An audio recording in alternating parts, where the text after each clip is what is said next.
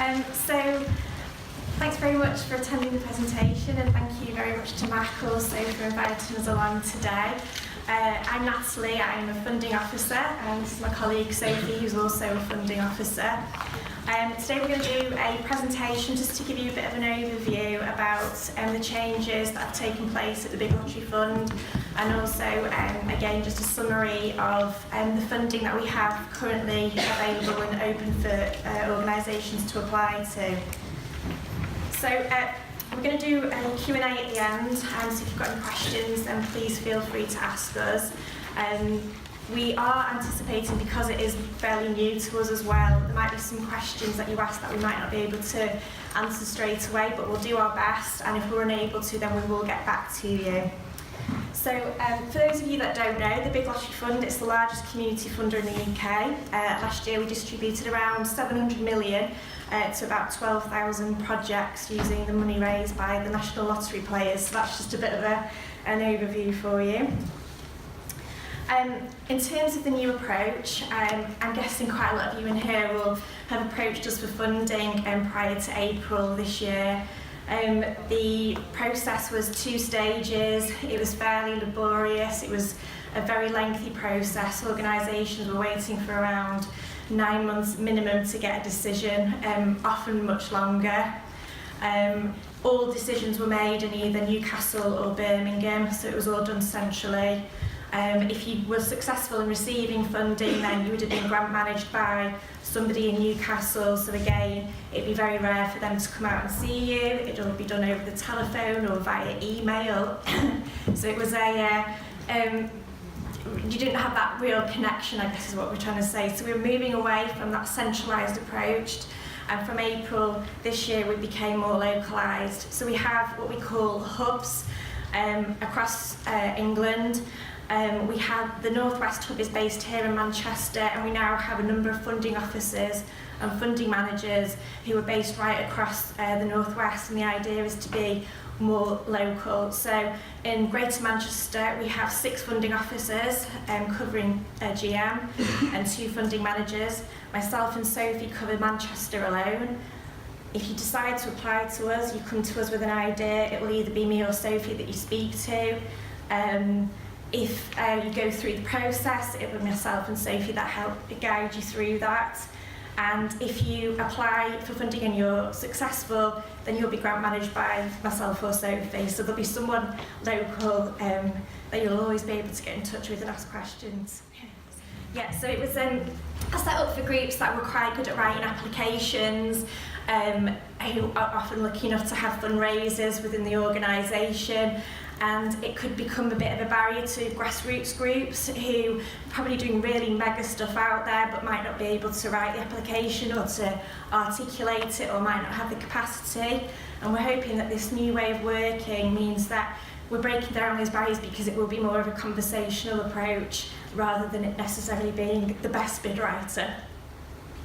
I think it's also important to know at this point that historically, we gave away quite large amounts, in that previously the average grant last year was around 350k for 3 years.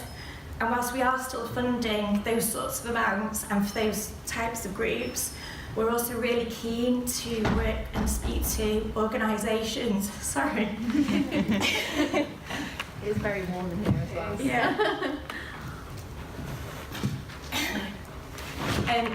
Yeah, so we're really keen to speak to those grassroots groups that are may never have applied to us before, or might not necessarily want such a large amount. They may want under sort of £100 to 100,000 to sort of develop themselves. So they're the sort of groups that we really want to speak to. Whilst we think this process is a positive one, certainly myself and Sophie do, we think it's a good change, and the feedback we've received from groups out and about across the Northwest is that they feel the same way too. We do have to have a caveat that it is still a really competitive process. It is still a bidding process, and we still get far more applications than we have funding to be able to give out to groups. So I feel like I've just handed that bit on a downer, but it's just trying to be honest and upfront with you. Our funding priorities in England, these are the three. So we would expect projects to hit at least one of these. So it's around relationships, bringing people together, building strong relationships across communities. Places and spaces, so improving the places and spaces that matter to people and communities. Early action, so enabling more people to fulfil their potential and working to address issues at the earliest possible stage rather than getting to a crisis point. Our vision is also very much people in the lead. By this we mean that we want people, local people, to be involved in the design, the delivery, the implementation of your projects. We're not interested in funding organisations anymore that are seen as top-down, so saying we think this is what people want. We want to know what those beneficiaries want and why they want it. Strengths-based, and making the most of the skills that already exist in our communities. And connected, understanding what other organisations are doing and how you might be able to work together. Quite often we get a lot of groups that are applying to us, so for example working with young people, and they might be working in a small locality, and we can't fund every organisation that works with young people, so it's understanding about who's doing what, can you collaborate, can you share skills, can you share experiences. Okay, so our current funding offers, we have Awards for All, again no deadline, that's for projects for £10,000 and under, and then we have Reaching Communities and Partnerships, which is for projects over £10,000. Okay, so I'm just going to kind of continue from where Nat's left off and give you a bit more of the detail of the funding streams that we've got available. All of this information is available in much more detail on our website, so I would encourage you all to have a look at that. Nat's mentioned Awards for All, so this is a funding stream which would be applicable to people seeking from £300 all the way up to £10,000. In terms of who can apply, I don't know if you can see this from the back there, but you're eligible to apply for Awards for All if your organisation's a voluntary or community organisation, a registered charity, a constituted group or club, a community interest company, a social enterprise, a school or a statutory body. But you wouldn't be eligible to apply as an individual, a sole trader, an organisation aimed at generating profits primarily for private distribution, an organisation outside of the UK, or if you're applying, if it's an application made by one organisation on behalf of another. So Nat has mentioned the three funding priorities, and for Awards for All we would expect that your application for funding would meet one of these priorities. So again, those were either to bring people together and build strong relationships, to improve the places and spaces that matter to communities, and to enable more people to fulfil their potential by addressing issues at the earliest possible stage, so early intervention. And as Nat said, what we're kind of looking for is that people involve their communities in the design and development of the activities that we're planning. So we would be looking for indications of how you've done that on the application. And with Awards for All and with Reaching Communities, which I'll talk about in a bit more detail in a minute, we're really keen to support smaller organisations. So in order to achieve that, we'll be taking organisations' overall income into account when we're assessing applications. So that's something to think about as well. So in terms of what we would fund with Awards for All, our funding is kind of more flexible than it really ever has been, but there are still some things that we wouldn't be able to pay for.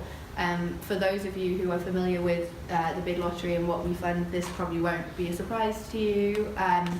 But some of the things we wouldn't fund would be kind of alcohol, profit-making activities, political or religious activities, recoverable VAT. There's a whole list here that you can kind of check in more detail online. Again, I would encourage you to do that if you're thinking about submitting an application. So as far as Awards for All is concerned, there's no closing date for Awards for All applications. Applications can be made at any point throughout the year. But it is important to submit your application at least 12 weeks before your project is due to start. That's because for this funding stream it takes around 10 weeks to make a decision And then there would be a sort of 2-week setup period if you are successful in achieving Awards for All funding. And Nat's talked about the way that we've moved from a more centralised system to a more localised system, but for Awards for All as it currently stands, the administration and the applications will be dealt with centrally. So you can talk to Nat or I about ideas that you might have, and we'd be happy to kind of signpost you and offer you some advice. But if you're applying for less than £10,000, we would also be directing you to a centralised contact who would be able to kind of give you exactly the same personalised service, just from a little bit further away. So that's the process if you're applying for funding for less than £10,000. If you are looking for a grant of over £10,000, then you would apply through either our Reaching Communities or our partnerships strands. These grants, again, are awarded to voluntary and community organisations or social enterprises, and they offer up to 5 years. So who can apply? Very similar to Awards for All, voluntary community groups, social enterprises, a group of organisations that might be led by a voluntary community organisation, schools, statutory bodies and community interest companies. Once again, we wouldn't accept applications from individuals, people based outside of the UK, or one organisation on behalf of another. So Reaching Communities and Partnerships are actually 2 separate streams of funding. They follow the same application process, but you might apply for a partnership grant in a slightly different context. So with partnerships, what we're envisaging is that we would be making grants again of over £10,000, but this time it would be for organisations who are working together with a shared set of goals and values.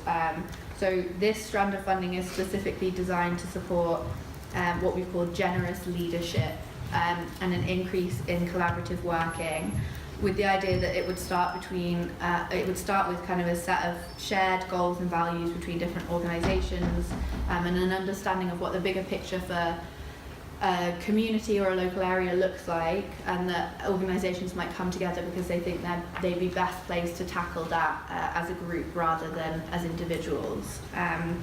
So we will also accept Reaching Communities bids that involve more than one organisation. When we're thinking about partnerships, we're looking perhaps at more of a systems change approach, or projects that would be kind of bigger in scale. What we'd say is if you are interested in applying for funding and you're going to be working with partners, just come and have a chat to us and we can let you know what the application process is like and which route you're best going through. So in terms of what we can fund through both Reaching Communities and partnerships, we're able to fund staff salaries, project activities, running costs, small-scale refurbishment, equipment and organisational development. So again, some of you who might have applied to us in the past may have applied for larger pots of money for building work, for purchasing buildings. We are still accepting bids in that area, but we're moving away from funding large-scale purchasing of buildings towards smaller-scale refurbishment projects. Again, if you have any questions about that, I just encourage you to come and talk to us. I won't go through what we can't fund in great detail because it's very similar to what we're not able to fund for Awards for All, with the addition of activities that replace government funding. So we wouldn't be able to fund those, and retrospective costs. So you couldn't apply to us to cover something that you've already paid out for. We wouldn't be able to do that. So a little bit about how the process would work for you as an applicant if you decided to apply for Reaching Communities or partnerships funding. So the first step would be for you as a potential applicant to go onto our website and have a look to see if you'll be eligible for funding based on the criteria that I've just outlined. The details available online. If you do think that you're eligible and you've got an idea that you're interested in talking to us about, you can either get in contact with Nat or myself directly. Our contact details are not currently available on the website but will be shortly. There is a generic email address which is forwarded to us locally, so you could get in contact with us that way and we would get back to you. And in terms of how you can submit your idea, as part of this new approach, we're trying to be a lot more flexible about what that initial stage looks like. So you could send us an email with quite a kind of traditional outline of the idea, but you could also send us a video.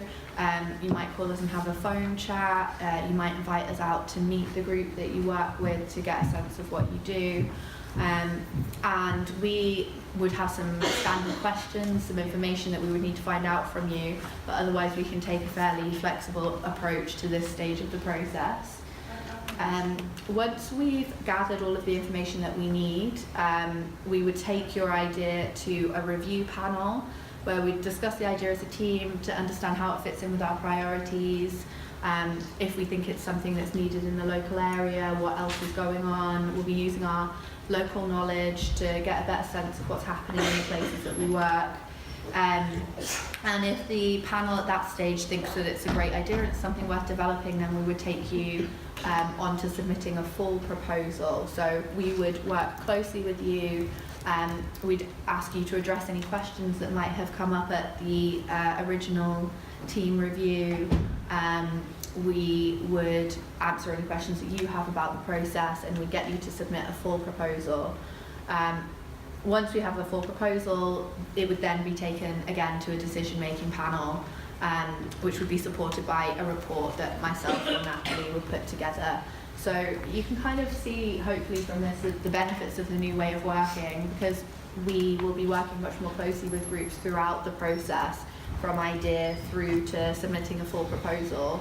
When we end up in this final decision-making panel, we have a much better idea of what your project is, who it's helping, who it benefits, what its strengths are, and we can kind of advocate and answer any questions that might come up at that stage.